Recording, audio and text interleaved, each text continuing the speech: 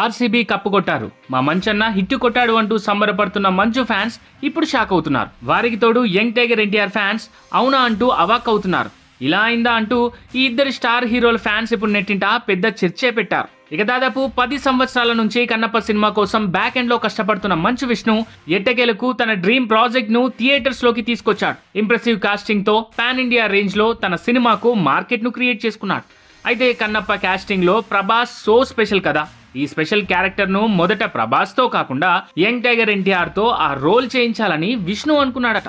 రుద్ర పాత్రకు young tiger NTR అయితే చక్కగా న్యాయం చేస్తాడని స్క్రిప్ట్ ఇనిషియల్ స్టేజ్ లో ఉన్నప్పుడు విష్ణు థింక్ చేశారట. అయితే కొంతమంది మాత్రం ప్రభాస్ ను తీసుకుంటే బాగుంటుందని, మార్కెట్ పరంగా కూడా యాడ్ ఆన్ లా ఉంటుందని చెప్పడంతో మంచు విష్ణు తన నిర్ణయాన్ని మార్చుకున్నారట. దానికి తోడు ప్రభాస్ తో మోహన్ బాబుకు మంచి అనుబంధం ఉంది.